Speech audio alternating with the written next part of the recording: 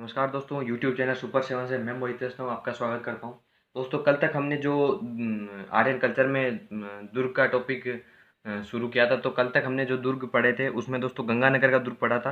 अंतिम दुर्ग था वो दोस्तों सोडलगढ़ ये और अनूपगढ़, ये दोस्तों दो दुर्ग पढ़े थे हमने गंगानगर में। आज दोस्तों हम जो जिला शुरू करने जा रहे हैं वो भरतपुर जिले में दोस्तों हम क्या क्या पढ़ेंगे। जैसे लोहागढ़ का दुर्ग हुआ, उसके बाद में दोस्तों कुछ जल महल है, जो डी के जल महल है दोस्तों, डी का जल महल वो पढ़ेंगे। और डी के जल में दोस्तों सर्व प्रसिद्ध दोस्तों जल महल है, उसको पढ़ेंगे। और उसके बाद में दोस्तों अन्य जिला करौली लेंगे, करौली में दो तीन दुर्ग पढ़ेंगे। उसके साथ दोस्तों हम सिरोही में जो दुर्ग पढ़ते हैं वो पढ़ेंगे, और बयाना का दुर्ग उसको पढ़ेंगे। तो दोस्तों शुरू करते हैं हम। लोहागढ़ जिला है भरतपुर, और जो दुर्ग पढ़ने जा रहे हैं वो है लोहागढ़। इसका निर्माण देखते हैं दोस्तों। तो निर्माण में ये है, इसका निर्माण करवाया था महाराजा सूरजमल ने। इसका निर्माता है महाराजा सूरज। ये दोस्तों जाटों के प्लेटो कहलाते हैं, महाराजा सूरजमल। सूरजमल दोस्तों जाट वंश को शक्तिशाली करने में इनका बहुत बड़ा योगदान है, महाराजा सूरजमल का। दोस्तों जो हमने पढ़ा था भरतपुर राज्य का इतिहास, भरतपुर राज्य के इतिहास में दोस्तों हमने पढ़ा था कि सबसे पहले औरंगजेब की नीतियों को लेकर इनका विरोध होता है। उसके बाद में गोकुलाजी जाट, राजाराम के बाद दोस्तों बदन सिंह, चुंडामन, और उसके बाद में चूड़ामन के बाद में दोस्तों बदन सिंह दोस्तों स्थापना करते हैं जाट वंश की। उसके बाद में दोस्तों अन्य शासक आते हैं, फिर महाराजा सूरजमल भी आते हैं। महाराजा सूरजमल दोस्तों जो है अन्य शासक क्या दोस्तों, बदन सिंह के बाद में महाराजा सूरजमल शासक बनते हैं। उसके बाद में दोस्तों इन्होंने जो निर्माण कार्य करवाए वो भी बहुत अच्छे हैं कि इन्होंने डी के जल महल को पूर्ण करवाया, जबकि शुरू बदन सिंह ने करवाया। तो दोस्तों शुरू करते हैं महाराजा सूरजमल के बारे में। इनको प्लेटो कहा जाता है जाटों का। अब दोस्तों इसका निर्माण कब करवाया? इन्होंने करवाया था 1733 में। 1733 में का निर्माण कराया। और लोहागढ़ दुर्ग को दोस्तों पहले माना जाता है कि वहाँ पर एक खेमकरण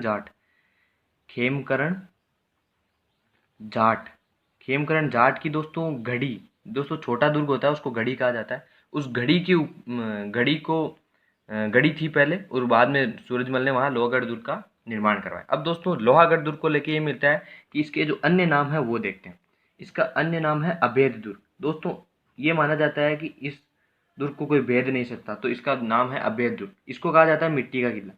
दोस्तों मिट्टी का किला, पूर्णतः मिट्टी का किला तो है निर्मित, वो है हमारे हनुमानगढ़ डिस्ट्रिक्ट में जो है वो है भटनेर का दुर्ग। जबकि इसकी जो दीवार है, बाहरी दीवार, इसकी दोस्तों दो दीवारें हैं। उन दीवारों में जो पहली दीवार है वो मिट्टी से निर्मित है, इसलिए इसको मिट्टी का किला भी कह दिया जाता है। तो अजयगढ़ दुर्ग इसका अन्य नाम है। इसको कोई जीत नहीं पाया इसलिए इसको अजयगढ़ कहा गया। इसको कोई भेद नहीं पाया इसके लिए अभेद दुर्ग कहा गया। इसका मिट्टी का किला कहा गया। अब दोस्तों जो ये दुर्ग है कुछ इस प्रकार है दोस्तों। ये हो गया, ये इसकी बाहरी दीवार होगी। तो ये है दोस्तों मिट्टी से निर्मित। और अंदर जो दोस्तों है ये बना हुआ जैसे महल बने हुए हैं। अब दोस्तों सुनो कि जो ये चारों ओर है इसके एक खाई खुदवाई गई। कि दोस्तों चारों ओर इसके क्या है, खाई का निर्माण करवाएगा। और खाई का निर्माण करवा के दोस्तों मैंने जब दुर्ग का टॉपिक शुरू किया था तब ये बताया था कि जिस दुर्ग के चारों ओर खाई का निर्माण हो वो दोस्तों पारीख है दुर्ग कहलाता है। तो पारीख, इस दुर्ग को क्या कर दिया गया, गढ़ दुर्ग से यानी गिरी दुर्ग से इसको पारीख दुर्ग भी बना दिया गया। तो दोस्तों ये हो गया पारीख दुर्ग, ठीक है, क्योंकि चारों ओर खाई का निर्माण कर दिया गया। अब इस पारीख दुर्ग में जो खाई है, इस खाई में दोस्तों एक पास में सुजान नहर बहती है। सुजान नहर से दोस्तों, ये सुजान नहर है, इस सुजान नहर से एक मोती झील निकलती है। और मोती झील बनती है। और मोती झील से यहाँ पर इस खाई में दोस्तों पानी भर दिया गया है। यानी खाई में पानी की आपूर्ति कहाँ से की गई है, मोती झील से। पानी का भराव कहाँ गया दोस्तों, खाई में। तो दोस्तों ये हुआ इसकी विशेषताएं कि ये जो दुर्ग है इस पे दोस्तों क्या क्या इसके अंदर नाम मिलते हैं, इसका निर्माण किसने करवाया, और पहले यहाँ कौन सा दुर्ग था, और इसको पारीख दुर्ग किस प्रकार बनाएगा। अब दोस्तों जो ये मिट्टी की दीवार है, तो मान लीजिए यहाँ से तोप है, तोप का गोला चलो, तो ये इस मिट्टी की दीवार को भेद नहीं पाएगा और इसमें आके गोला धस जाएगा। अब धस जाएगा दोस्तों तो फटेंगे नहीं। तो क्या हुआ दोस्तों, यहाँ पे हमला किया था, करने वाला आक्रमण किया था जो लॉर्ड लेक था उसने। दोस्तों उसकी भी स्टोरी पढ़ेंगे कि लॉर्ड लेक ने आक्रमण क्यों किया, कब किया, क्या है, क्या मिलता है, तो वो पढ़ेंगे हम दोस्तों इसमें आगे। इसमें दोस्तों ये याद रख लीजिएगा कि पानी वो जो मिट्टी की दीवार है उसमें गोले फटते नहीं। तो दोस्तों यहाँ तक हुआ इसकी विशेषताएं। अब सुनिए दोस्तों, इसका पहले देखते हैं जो प्रवेश द्वार है वो। इसका दोस्तों जो प्रवेश द्वार मिलता है वो मिलता है लोहिया पोल, लोहागढ़। और प्रवेश द्वार कौन सा है? लोहिया पोल। और लोहिया पोल है दोस्तों, यहाँ पर चित्तौड़गढ़ दुर्ग के पहले दोस्तों अष्ट धातु के किवाड़ थे, वो यहाँ लगे हुए। तो अष्ट धातु के किवाड़, अष्ट धातु के किवाड़, और वो भी चित्तौड़गढ़ दुर्ग के थे दोस्तों, वो यहाँ लगे हुए। अब दोस्तों हुआ क्या, अष्ट धातु के किवाड़ चित्तौड़गढ़ दुर्ग के यहाँ क्यों आए? तो पहले सुनिए दोस्तों, चित्तौड़गढ़ दुर्ग से शुरू करते हैं। दोस्तों चित्तौड़गढ़ दुर्ग में एक अलाउद्दीन खिलजी नामक शासक का आक्रमण हुआ, जो दिल्ली का शासक है। दोस्तों हम चित्तौड़ का दुर्ग पढ़ चुके हैं, उसमें जो पहला शाखा हुआ था 1303 में, ये 1303 में आक्रमण हुआ था दोस्तों। उस समय अलाउद्दीन खिलजी रतन सिंह से लड़े, और रतन सिंह के बाद में दोस्तों वहाँ के अष्ट धातु के किवाड़ थे वो खोल के ले गए दिल्ली। और दिल्ली में दोस्तों एक दुर्ग पड़ता है सीरी का दुर्ग, उस सीरी के दुर्ग में उनको लगवा दिया। दोस्तों सीरी के दुर्ग में लगे रहे। उसके बाद में क्या हुआ दोस्तों, मुगलों का शासन आया। मुगलों के शासन में क्या हुआ, एक किला बना दिल्ली में, लाल किला। और दिल्ली का जो लाल किला है दोस्तों, वहाँ पर इन अष्ट धातु किवाड़ों को लगाया गया। अब क्या हुआ, इन अष्ट धातु किवाड़ों को दिल्ली के लाल किले पे लगा दिया गया। उसके बाद में क्या हुआ कि जो जवाहर सिंह नामक शासक बनते हैं एक भरतपुर के, और वो भरतपुर के शासक दिल्ली पे हमला करते हैं। और दिल्ली पे दोस्तों हमला करके वहाँ से ये अष्ट धातु की किवाड़ लेके आते हैं और लगाते कहाँ हैं? लोहिया पोल, लोहिया पोल। ठीक है दोस्तों, और ये लेके कौन आते हैं? जवाहर सिंह। अब दोस्तों देखते हैं जवाहर सिंह क्या है, क्या करते हैं। तो ठीक है दोस्तों, यह है जवाहर सिंह का। यहाँ तक हो गया दोस्तों कि यहाँ किवाड़ लगे हुए अष्ट धातु के, वो किस प्रकार यहाँ तक पहुँचे। अब दोस्तों जवाहर सिंह, इसके अलावा जो दुर्ग में मिलते हैं उनके बारे में बात करते हैं। तो जवाहर सिंह से शुरू करते हैं। इन्होंने एक यहाँ पर जवाहर बुर्ज का निर्माण करवाया दोस्तों, जवाहर बुर्ज। और क्यों करवाया दोस्तों? तो दिल्ली विजय के उपलक्ष्य में। तो याद रखिएगा, दिल्ली विजय के उपलक्ष्य में। और दिल्ली विजय कब की इन्होंने? 1765 में। ठीक है दोस्तों, ये हुआ कि जवाहर बुर्ज का निर्माण कैसे हुआ। अब दोस्तों यहीं पे मिलती है एक फतेह बुर्ज। फतेह बुर्ज का निर्माण दोस्तों किसने करवाया? फतेह बुर्ज का निर्माण करवाया रणजीत सिंह ने। दोस्तों पंजाब में भी रणजीत सिंह शासक हुए। ये रणजीत सिंह वो नहीं है, ये रणजीत सिंह है दोस्तों, वो है भरतपुर के शासक। और इन्होंने दोस्तों अंग्रेजों से लड़े, ये अंग्रेजों से लड़े और अंग्रेजों से लड़े, और इन्होंने अंग्रेजों से विजय पे, क्योंकि दोस्तों अंग्रेज इसमें जीत नहीं पाए, अंग्रेजों से विजय के उपलक्ष्य में किसका निर्माण कराया दोस्तों? फतेह बुर्ज का। हुआ क्या दोस्तों, अंग्रेज आए, अंग्रेजों ने घेरा लगाया, और घेरा लगा के दोस्तों जैसे गोले दागे वो जाके फंस जाते थे इस बाहरी दीवार में और फटते ही नहीं थे। अब हुआ क्या दोस्तों, पहले तो ये देखते हैं अंग्रेजों ने यहाँ घेरा क्यों लगाया। दोस्तों हुआ कुछ यूं कि आंग्ल मराठा युद्ध चल रहे थे, और आंग्ल मराठा युद्ध में दोस्तों क्या हुआ, महाराष्ट्र में दोस्तों मराठा जाति रहती थी, उनमें दोस्तों कई प्रकार के सामंत थे, जैसे गायकवाड़, भोसले, सिंधिया। ये दोस्तों उनके मेन लीडर थे, कि मराठों की जो सेना थी उनका संगठन में दोस्तों यही मेन लीडर थे। जैसे दोस्तों हम पानीपत का युद्ध पढ़ते हैं तो उसमें सदाशिवराव भाऊ वो मेन लीडर रहता है। तो यहाँ पे दोस्तों जो लीडर में थे गायकवाड़, सिंधिया, होलकर, उनमें से दोस्तों यहाँ पर आया था, वो आया था यशवंतराव होलकर। और होलकर कहाँ शासन करते थे? वो इंदौर में शासन करते थे। हुआ क्या दोस्तों, आंग्ल मराठा युद्ध में दोस्तों अंग्रेज यशवंतराव होलकर के पीछे पड़े हुए थे, और वो आके रणजीत सिंह के यहाँ शरण लेता है। तो अंग्रेज उनसे मांग करते हैं, और उससे पहले दोस्तों अंग्रेजों की से संधि कर चुका होता है भरतपुर राज्य। अब हुआ क्या कि अंग्रेजों से संधि भी कर चुका है, और यशवंतराव को शरण भी दे दी। यशवंतराव को शरण दे दी तो अंग्रेजों ने मांग की तो उन्होंने मना कर दिया। तो अंग्रेजों ने बताया कि हमारी संधि हुई हुई है। तो हुआ क्या कि इन्होंने आंसर दिया रणजीत सिंह ने कि हमारे मेहमान है, हम उनको दुश्मन के हवाले नहीं कर सकते। तो उन्होंने कहा फिर लड़ाई करेंगे, तो आ गए घेरा लगाने, घेरा लगाया। अब हुआ क्या, गोले दागे फटे नहीं, गोले दागे फटे नहीं। अब अंत में जब सब कुछ हो रहा था कि अब नहीं जीत पाएंगे इस दुर्ग को, तो लॉर्ड लेक जो यहाँ का जनरल रहता है अंग्रेजों का, वो आकर यहाँ से संधि करता है। बस दोस्तों यहाँ से रणजीत सिंह मानते हैं कि अपनी विजय, और उसमें दोस्तों फतेह बुर्ज का निर्माण करवाते हैं। दो हुए दोस्तों बुर्ज। अब दोस्तों यहाँ महल मिलते हैं दो, वो देखते हैं रानी किशोरी के महल, रानी किशोरी के महल, किशोरी के महल ये मिलते हैं। एक यहाँ पर महल मिलता है, वो मिलता है रानी लक्ष्मी का महल। तो दोस्तों ये दो महल भी कहाँ मिलते हैं? जो लोहागढ़ में, भरतपुर का जो दुर्ग है लोहागढ़। ये तो हुआ दोस्तों यहाँ पर महलों तक। अब दोस्तों यहाँ मंदिर मिलते हैं। यहाँ मंदिर में दोस्तों 4 मंदिर मिलते हैं, और एक मस्जिद भी मिलती है। मस्जिद का नाम तो दोस्तों जामा मस्जिद दिया गया है। जबकि दोस्तों मंदिर है, वो मंदिर दोस्तों इंपॉर्टेंट है। और 2 मंदिर तो इसलिए इंपॉर्टेंट है क्योंकि एक तो इनके कुल देवता आएंगे, एक इनकी कुल देवी आएगी। तो पहले दोस्तों जो इंपॉर्टेंट मंदिर है उनके बारे में देखते हैं। तो 2 मंदिर है। पहला है राजेश्वरी माता का मंदिर, और राजेश्वरी माता क्या है दोस्तों? राजेश्वरी माता है जाटों की कुल देवी, जाटों की, यहाँ के भरतपुर के जाट वंश की कुल देवी। दोस्तों यहाँ के शासकों की कुल देवी है, ना कि जाटों की। तो ये तो होगी कुल देवी किनकी? जाटों की। और यहाँ के जो अन्य जो मंदिर मिलता है वो है लक्ष्मण मंदिर। और दोस्तों लक्ष्मण मंदिर राजस्थान का एकमात्र लक्ष्मण मंदिर है, उसके अलावा राजस्थान में कोई लक्ष्मण मंदिर नहीं है। वो लक्ष्मण मंदिर है भरतपुर के लोहागढ़ में। और दोस्तों लक्ष्मण जी क्या है? लक्ष्मण जी जाटों के क्या है? यहाँ के शासकों के, भरतपुर के शासकों के हैं दोस्तों ये दोनों ही। ये क्या है? कुल देवता। ये क्या है दोस्तों? कुल देवता। तो दोस्तों ये हुआ कि यहाँ के दो मंदिर। अब दोस्तों इसके अलावा दो मंदिर मिलते हैं, वो है एक तो गंगा मंदिर, गंगा मंदिर, और एक दोस्तों मिलता है यहाँ पर बिहारी मंदिर। तो ये हुए दोस्तों यहाँ के मंदिर, बिहारी मंदिर। ये चार मंदिर हो गए इंपॉर्टेंट। अब दोस्तों क्या हुआ, यहाँ तक की इंफॉर्मेशन हो गई। अब दोस्तों एक राजस्थान का एकीकरण का टाइम आया। और एकीकरण में दोस्तों हमने जो पहला एकीकरण देखते हैं, जैसे सबको ज्ञात होता है एकीकरण का लगभग, कि जो फर्स्ट एकीकरण हुआ था, पहला एकीकरण का जो चरण हुआ था वो होता मत्स्य संघ के द्वारा। और मत्स्य संघ में दोस्तों चार रियासतें थी, अलवर, भरतपुर, धौलपुर और करौली। और अलवर, भरतपुर और धौलपुर, करौली, ये चार रियासतें थी। उनमें क्या हुआ दोस्तों, जो मत्स्य संघ का निर्माण हुआ था और उस मत्स्य संघ का जो उद्घाटन हुआ था वो यहीं पर हुआ था। और ये हुआ कब था? 18 मार्च को। दोस्तों हम मानते भी 18 मार्च 1948 को यहाँ पर मत्स्य संघ का निर्माण हुआ। और राजस्थान का ये पहला चरण था। तो मत्स्य संघ का उद्घाटन कहाँ हुआ दोस्तों? यहीं पर। तो ये हुआ दोस्तों कि मत्स्य संघ का उद्घाटन, और कहाँ पर हुआ दोस्तों? लोहागढ़ में। यहाँ तक दोस्तों हो गया लोहागढ़ दुर्ग। अब दोस्तों हम डिस्ट्रिक्ट वाइज पढ़ रहे हैं, तो भरतपुर के दुर्ग पढ़ रहे हैं। भरतपुर के दुर्ग में हमने पहला कौन सा पढ़ा दोस्तों? लोहागढ़। अब दोस्तों हम जो शुरू करने जा रहे हैं वो दुर्ग है, वो दोस्तों महल है वैसे तो जल महल, डीग के जल महल। तो शुरू करते हैं डीग। और डीग को कहा जाता है जल महलों की नगरी। और दोस्तों शुरू करते हैं डीग के जल महल। तो आइए दोस्तों शुरू करते हैं डीग। और डीग में क्या है दोस्तों? जल महल।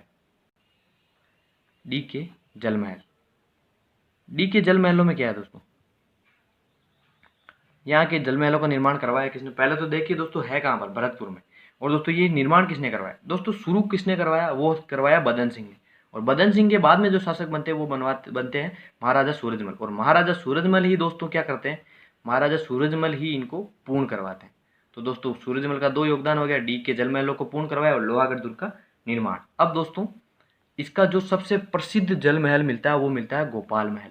तो ये भी याद रखिएगा, सबसे प्रसिद्ध कौन सा है? गोपाल महल। ये हुआ दोस्तों डीग के जल महल। और भरतपुर में जो दूसरा है जल महल, कहने का मतलब भरतपुर में जो दूसरा महल है वो पढ़ रहा हमने, उससे पहले लोहागढ़ पढ़ा। अब दोस्तों जो अगला दुर्ग है वो है वेर का किला। और वेर का किला दोस्तों इतना से याद रखिए किसने निर्माण करवाया? वो करवाया बदन सिंह ने। तो ये भी हो गया वेर किला, बदन सिंह। अब दोस्तों जो अगला है वो है त्रिभुवनगढ़। और ये भी कहा है दोस्तों भरतपुर में। और इसका निर्माण करवाया था त्रिभुवनपाल ने।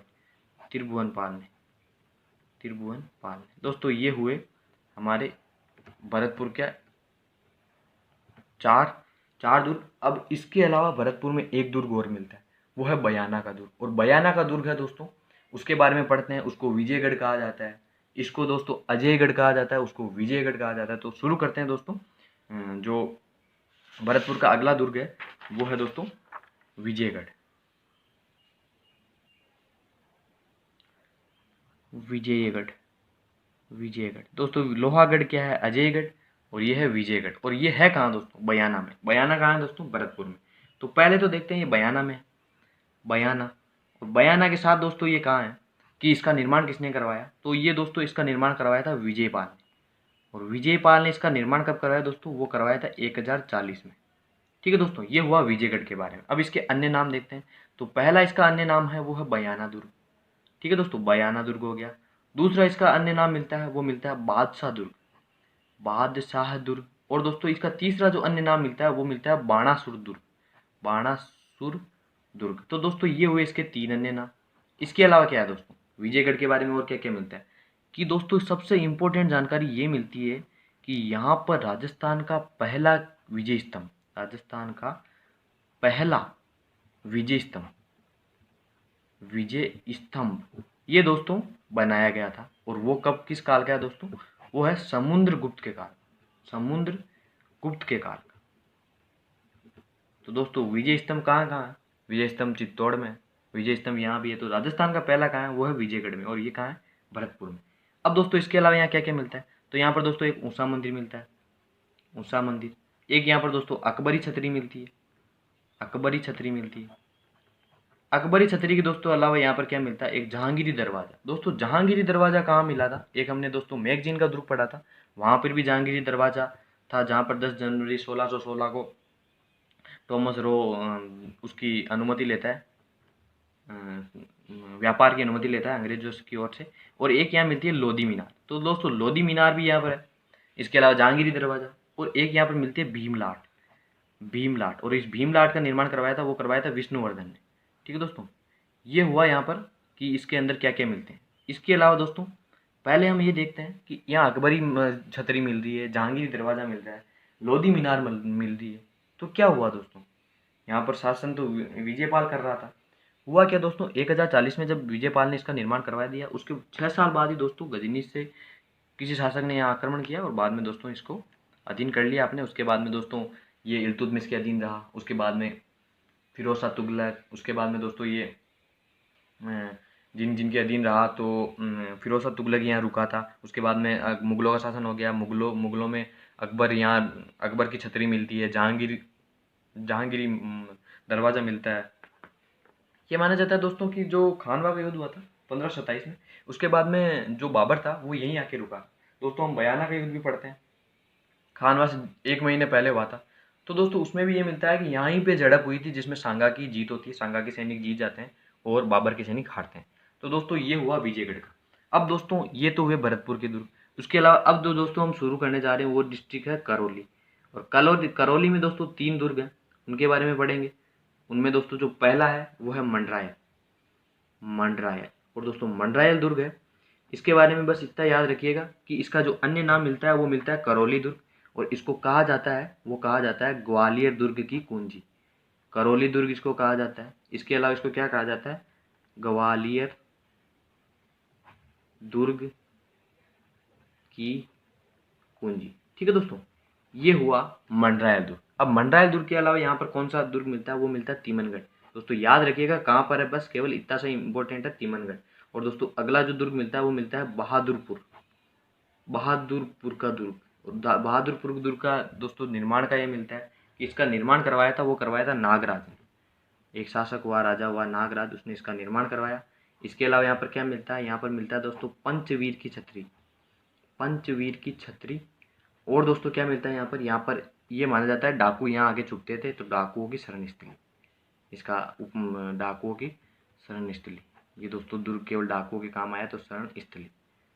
ये हुआ दोस्तों करौली के दुर्ग। अब दोस्तों हम जिस जिले के दुर्ग पढ़ने जा रहे हैं वो है सिरोही। और सिरोही में दोस्तों 2 दुर्ग हैं, बसंतगढ़ और अचलगढ़। दोस्तों बसंतगढ़ और अचलगढ़ का जो निर्माण है वो करवाया था राणा कुंभा ने। दोस्तों राणा कुंभा के लिए ये माना जाता है कि वीर विनोद, श्यामल दास ददवाड़िया द्वारा लिखी गई पुस्तक है वीर विनोद। साहित्य में दोस्तों हम उनका पोर्शन पढ़ेंगे तो वो भी देखेंगे कि कौन सी बुकें इंपॉर्टेंट है। तो सिरोही में जो पहला दुर्ग है वो है बसंतगढ़। और बसंतगढ़ दुर्ग का निर्माण किसने करवाया, बसंतगढ़, इस बसंतगढ़ दुर्ग का निर्माण करवाया था, वो करवाया था कुंभा ने, महाराणा कुंभा ने इसका निर्माण करवाया। और कुंभा ने इसका निर्माण करवाया कहाँ दोस्तों, ये बस सिरोही में एक गांव पड़ता है पिंडवाड़ा, तो पिंडवाड़ा में इसका निर्माण करवाया, पिंडवाड़ा ग्राम में इसका निर्माण करवाया। अब दोस्तों इसका एक अन्य नाम मिलता है वो है बसंती दुर्ग, तो ये भी याद रखिएगा कौन सा दुर्ग है, बसंती दुर्ग। कहाँ पर है, सिरोही। ये हुआ दोस्तों सिरोही का पहला दुर्ग बसंतगढ़। इसके अलावा दोस्तों एक यहाँ पर दुर्ग मिलता है अचलगढ़। दोस्तों श्यामल दास ददवाड़िया की बुक में ये लिखा गया है, मैं बताना भूल गया आपको, कि जो मेवाड़ के जो दुर्ग हैं 84, उनमें से 32 दुर्ग तो केवल अकेले कुंभा ने निर्माण करवाया था। दोस्तों हुआ क्या, मेवाड़ के साथ साथ इनका साम्राज्य सिरोही आदि आदि सेक्टरों में पड़ा हुआ था। तो अभी का जो मेवाड़ मानते हैं उनमें ये मानते हैं कि राजसमंद जिला उसमें शामिल है, उदयपुर शामिल है, 2 भीलवाड़ा शामिल है, प्रतापगढ़ शामिल है, तो ये दोस्तों चित्तौड़ शामिल है। ये 5 जिले अभी के शामिल है। उसके अलावा कुंभा का शासन और भी था, तो वहाँ पर भी उन्होंने दुर्ग का निर्माण कराया, बसंतगढ़ और अचलगढ़। यहाँ पर दोस्तों अचलगढ़ को लेके ये माना जाता है कि अचलगढ़ का निर्माण पहले परमार शासकों ने करवा दिया था, परंतु ये जर्जर होने के बाद में कुंभा ने इसको सुदृढ़ करके पुनः बनवाया था। तो कुंभा ने इसका पुनर्निर्माण कराया। तो अचलगढ़ दुर्ग का निर्माण किसके द्वारा माना जाता है, कुंभा के द्वारा। अब यहाँ क्या क्या मिलता है, यहाँ पे दोस्तों ओखा रानी के महल मिलते हैं, एक तो ओखा रानी के महल। इसके अलावा क्या मिलता है यहाँ पर दोस्तों, एक अचलेश्वर महादेव मंदिर मिलता है। ये सबसे इंपॉर्टेंट है कि अचलेश्वर महादेव मंदिर कहाँ है दोस्तों, ये है अचलगढ़ में। और अचलेश्वर महादेव मंदिर में दोस्तों जो महादेव जी का मंदिर है तो वहाँ शिवलिंग मिलेगी। यहाँ पर शिवलिंग नहीं है दोस्तों, यहाँ पर खड्डा बना हुआ शिवलिंग की जगह, और उसको क्या नाम दिया गया है, ब्रह्मखड्ड। दोस्तों ये माना जाता है कि शिव जी ने अपने अंगूठे से दोस्तों इसका निर्माण किया था, तो इसको क्या नाम दिया गया, ब्रह्मखड्ड। इसके अलावा क्या दोस्तों, यहाँ पर एक कपूर सागर तालाब मिलता है, कपूर सागर तालाब। और दोस्तों यहाँ पर क्या मिलता है, एक सावन भादो झील। याद रखिएगा दोस्तों, सावन भादो झील का है, सावन भादो झील है सिरोही में। अब दोस्तों सावन भादो को लेके 3-4 और राजस्थान में मिलते हैं, तो वो देखते हैं कि सावन भादो झील का निर्माण कहाँ है, झील कहाँ है, अचलगढ़ में। एक मैं बताऊँ आपको कि जो सावन भादो है, सावन भादो महल, सावन भादो महल ये कहाँ है दोस्तों, ये है दोस्तों कोटान डीग में, सॉरी दोस्तों डीग में है।